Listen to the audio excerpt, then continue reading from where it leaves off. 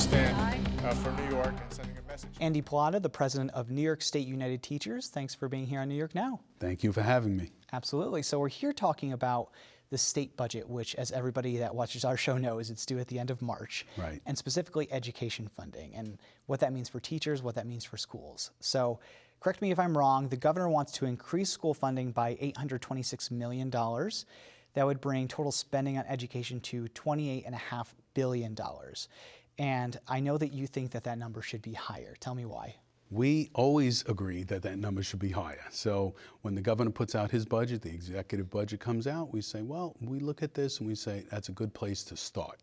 But we're also working with the chancellor, the regents, the educational conference board, and the number that comes out from them is more like $2.1 billion in an increase. So 826 is a good place to start, but certainly not what the educational conference board or the chancellor, the regents think it should be. Is that $2.1 billion what you would support as well, or do you want to see something higher, something in between? We would support that, but we also want to see a definite increase in foundation aid going to the districts that need it the most. And what would that money be spent on? Because I feel like when people see they're paying their school taxes, schools are getting money from the state, they don't really recognize what that money would be spent on. Where is this going? Well, I'll tell you, we had a bus tour this winter. We went around the state and we had great visits to school districts, and we said to them that exact question. What would you do if you had more foundation aid, if you had more money coming into your district from the state? And it was basically the same response throughout the state. More social workers, more mental health workers, folks to work with the students because there were so many needs. So the student population needs this, and we heard some really crazy ratios of guidance counselors. So one place we were in was Auburn. And when we were in central New York, we said the same thing. What would you do with more money that you should be getting? And they have a ratio in their elementary schools of 1 to 2,500 when it comes to guidance counselors. Wow, one guidance counselor to that many students. So you say to yourself, I know that New York spends a lot on education, but obviously there's a need for more, and there's a need for the mental health workers, guidance counselors, social workers. This has been a constant. So yes, you need English as a new language teachers, you need other folks to help students attain the best scores that they can attain while they take all of the battery of tests that come their way. But we're talking a consistent message of mental health workers. New York State spends, and I think this number is from 2017, it might be more recent, the state spends about $23,000 per pupil. It's the highest spending in the country, but we still see these schools around the state. I'm thinking Rochester. I'm thinking right here in Albany, the Albany City School District, that really struggle to pay their bills, come up with those costs. Where's the disconnect here where we're spending more per pupil than any other state, yet we can't seem to get every school on the same level? Right, and that is our goal. We have some districts that spend $36,000 a year per student, and some districts where it's $13,000. The governor highlighted that in his State of the State. We also know that some districts can raise a lot of money locally. Right? The tax base is that big, that strong, where they can raise a lot of their money locally. And some districts depend upon the state tremendously for their aid. What we're saying is there's a foundation formula. We would like to see it actually funded to the point of the $3.4 billion that is needed to pay for it. So while there are people who would say, let's tweak this foundation formula, what we're saying is, why don't you pay for it first, and then we could talk about tweaking it. Let's get everybody up to a good level. So let's talk about that. The governor has this proposal in his budget this year that would scrap the foundation aid formula, and he wants to come up with something completely new or tweak it or something like that. Before we move on, I should say foundation aid is kind of this base aid that the state gives to Correct. schools every year. So you're saying that before the state wants to change the formula, they should have the money to back up what they're going to do with it. Right, because you mentioned Rochester, and Rochester had to lay off teachers and paraprofessionals just before the holiday break. And when those kids came back, we talk about confusion and chaos in the schools where they didn't have their teacher anymore.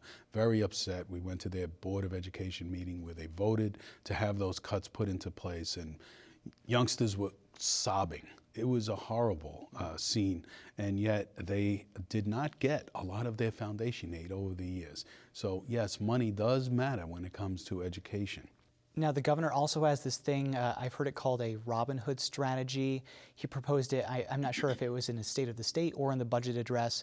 He wants to essentially take money, not take money, but maybe redistribute money so the wealthier districts, maybe for a few years, aren't getting as much from the state, and that money that they're saving there would go to the needier districts. I'm assuming you would not be on board for that. Well, we don't believe you should take from Peter to pay Paul. Right. So we represent children, educators, parents, community groups throughout the state. Why would we take from one to give to another? We have a very wealthy state, and what we're talking about is revenue. 212 billionaires in this state, tens of thousands of multimillionaires, and we're saying, you know what, a little bit more of a tax on those folks would go a long way in giving the money to districts that really need it and not harming anyone. Do you think that's the answer to this education funding problem? Maybe boost taxes slightly on the ultra wealthy. We're talking about the 1%, the Right. above $2 million threshold, or above even the $1 million threshold. Do you think that money could help solve the state's education problems? I think it goes a long, long way. And there are certain things that really wouldn't help some of the concepts that are coming out of the Capitol now. We really believe that the revenue coming from the ultra wealthy, we're not even talking about someone who's just become a millionaire. Leave them alone. It's the yacht class. It's the folks who own several homes in Manhattan worth multi-millions of dollars, and they can pay a little bit more so that a place like Rochester doesn't suffer under layoffs. We talk about what the state can do a lot, but education is also a federal issue. Is there anything that the federal government could be doing to help schools in New York bolster themselves?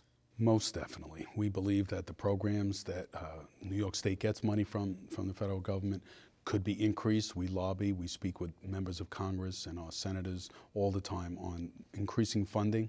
But I do believe we're in a place where local districts can raise money, but the tax cap that has been placed on them also restricts the amount that they can raise locally. So they're kind of in a vice. There's the state spending cap, there is the local tax cap. So you're saying you can't raise it locally and we can't give you any more, or we might take some away from you to give it to another district. That would not be something that we could agree to. All right, before I let you go, I have to ask you about charter schools, because the governor has a proposal that he wants to expand the number of charter schools inside of New York City, not so much outside because it's not as much of a priority there for some people. What do you think about that? Should the cap be raised? Should it be, I forget how he wants to do it, redistributed? How should the state be doing something like that? Definitely not raising the cap. They do not have the same accountability and transparency that traditional public schools have. First, I would like to see them actually be accountable to the public. These are all public dollars, so that would be the first thing. And then the increase to charter schools this year, I believe, was 5.3%, where to traditional public schools it was below 3%. And then when you add in some of the things that they get, rent aid and things like that, it's 14% of an increase. So let's really look at what charters get from the state and make it equitable for all children in this state. All right, Andy Pallotta, the president of New York State United Teachers, the state's largest teachers union. Thanks so much for being here on New York Now. Thank you.